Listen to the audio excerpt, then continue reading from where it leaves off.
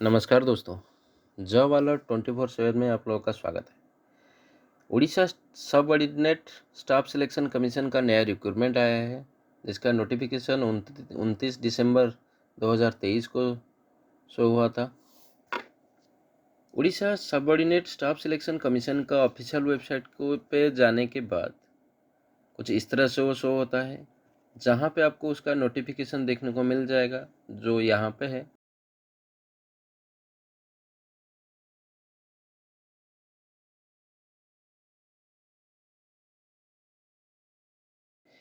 इस नोटिफिकेशन को क्लिक करने के बाद आप लोगों को कुछ इस तरह से शो होगा, जहाँ पे उसका सारी डिटेल्स आपको पता चल जाएगा।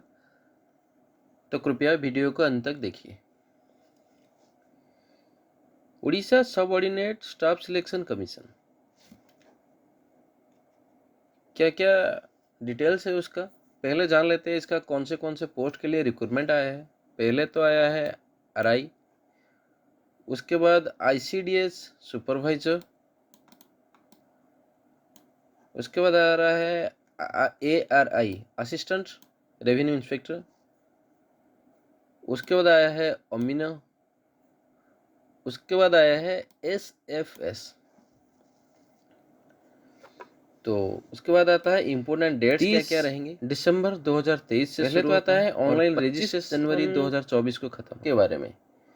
री रजिस्ट्रेशन प्रक्रिया वही है, सेम उड़ीसा स्टाफ सिलेक्शन। उसके बाद आता है अप्लाई करने का या आवेदन करने का, अगर वो रजिस्टर कर डेट्स वगैरह क्या है। तो उसके लिए डेट दिसंबर 2023 से अप्लाई कर सकते हैं सारे कैंडिडेट। रजिस्ट्रेशन करने का रहेगा, आखिरी तारीख क्या रहेगा, दिसंबर 2023 से शुरू होकर जनवरी 2024 तक रहेगा। यहाँ पे उसका कौन सा पोस्ट है उसके बारे में डिटेल्स है। तो आगे देखने पर हमें यहाँ पे पता चल रहा है पोस्ट का नाम क्या है, कौन से डिपार्टमेंट से वो बिलोंग्स करेगा, और स्केल पे क्या है। थोड़ा सा देख लेते हैं। रेवेन्यू इंस्पेक्टर R&DM डिपार्टमेंट में रहेगा। पे स्केल क्या रहेगा, 35,400 से लेकर 1,12,400 तक ही है। लेवल उसका 9 रहेगा।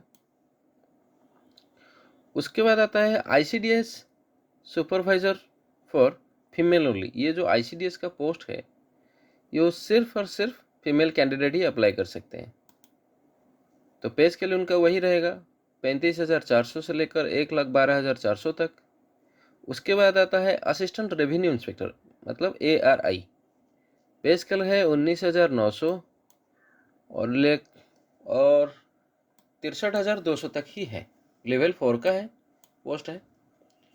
उसके बाद आता है अमीना का पे स्केल रहेगा 18,000 से लेकर 56,900 तक, लेवल 3 का है।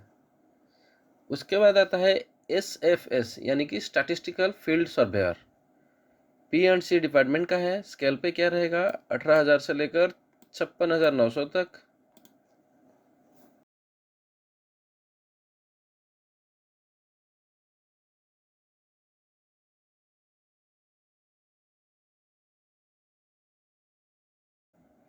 उसके बाद आता है एलिजिबल क्राइटेरिया, मतलब एज एंड एजुकेशनल क्वालिफिकेशन क्या क्या रहेगा देख लेते हैं पहले। रेवेन्यू इंस्पेक्टर के लिए बैचलर डिग्री होना चाहिए और कंप्यूटर नॉलेज होना चाहिए। एज क्या रहेगा, मैक्सिमम 38 साल, मिनिमम 20 साल। अगर कोई इसके अंदर अगर कोई कैंडिडेट है तो अप्लाई कर सकता है। इसके बाद आता है आईसीडीएस सुपरवाइजर, ओनली फीमेल के लिए ही है। क्वालिफिकेशन क्या रहेगा, बैचलर डिग्री है।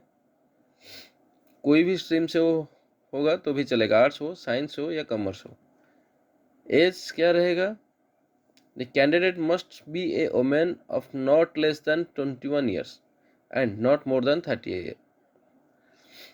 मिनिमम 21 साल है, मैक्सिमम 38 साल है। इसके बाद आता है असिस्टेंट रेवेन्यू इंस्पेक्टर और अमीना। ये दोनों पोस्ट के लिए एक ही क्वालिफिकेशन है, 10th पास या +2 पास, कोई भी रिकॉग्नाइज यूनिवर्सिटी से या कॉलेज से वो पास आउट होना चाहिए, विथ कंप्यूटर नॉलेज होना चाहिए। मिनिमम एज 20 साल है, मैक्सिमम 38 साल है, तो इसके अंदर अगर कोई कैंडिडेट है तो वो अप्लाई कर सकता है। इसके बाद आता है स्टैटिस्टिकल फील्ड सर्वेयर। क्वालिफिकेशन वही 10th पास या +2 पास होना चाहिए। मिनिमम एज 21 है, मैक्सिमम 38 है। उसके बाद आता है इसका एज रिलैक्सेशन क्या होना चाहिए। Age relaxation SC ST SC BC के लिए 5 साल है। वोमेन कैटेगरी के लिए 5 साल है, लेकिन वो RI, असिस्टेंट RI, ओमिनो एंड SFS के लिए एप्लीकेबल है।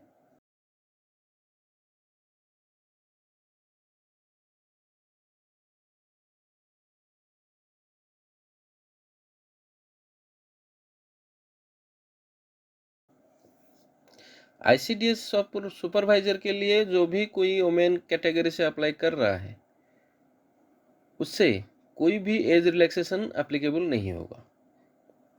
उसके एज के हिसाब से ही अप्लाई करना होगा उसे। और इसी पोस्ट के लिए कोई अगर आंगनवाड़ी वर्कर अप्लाई करता है तो उससे 5 साल तक एज रिलैक्सेशन मिलेगा। यहाँ पे लिखा है ICDS सुपरवाइजर ओनली, केवल ICDS पोस्ट के लिए ही होगा। उसके बाद आता है फिजिकल हैंडीकैप्ड अगर कोई है तो उसे 10 साल तक छूट मिल सकता है। अगर कोई एक सर्विसमैन है तो उसे 5 साल तक। पोस्ट क्या रहेगा, RI एंड ICDS सुपरवाइजर के लिए।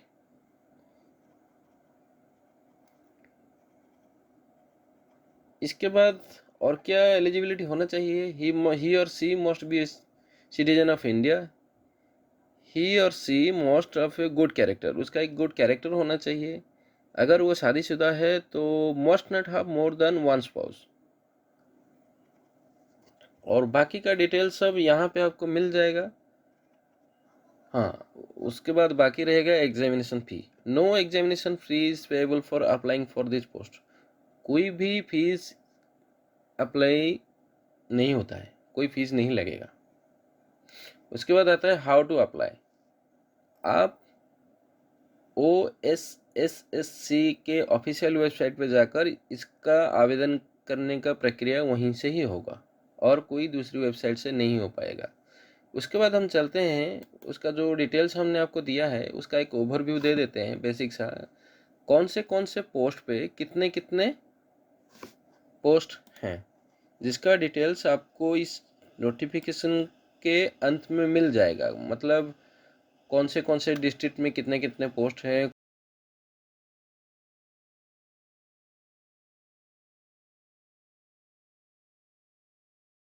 जॉब के नोटिफिकेशन के लास्ट में आपको सारी वैकेंसीज के डिटेल्स के बारे में पता चल जाएगा, लेकिन ये जॉब वैकेंसी के थोड़ा सा ओवरव्यू हम आपको दे दे रहे हैं, तो कृपया ये देख लीजिए। टोटल पोस्ट हैं 2895 पोस्ट हैं। जैसे कि डेट्स तो हमने आपको बता चुके हैं। मतलब आवेदन करने का प्रक्रिया शुरू होता है 30 दिसंबर 2023 से और ख़त्म होता है 31 जनवरी 2024 को। एज लिमिट हमने आपको टोटल बता दिया है। उसके बाद आता है वैकेंसी डिटेल्स। जैसे कि रेवेन्यू इंस्पेक्टर में 559 पोस्ट हैं, क्वालिफिकेशन एनी डिग्री है।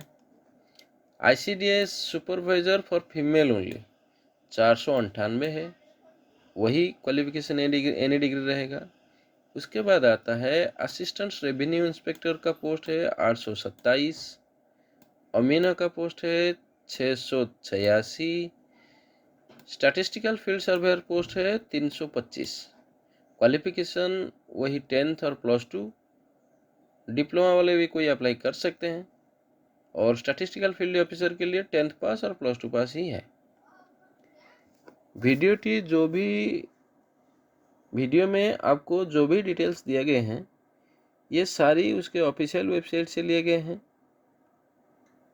इन्फॉर्मेशन सिर्फ आपको प्रोवाइड किया गया है आपके नॉलेज के लिए, इसके अलावा कोई और मकसद नहीं है इसका।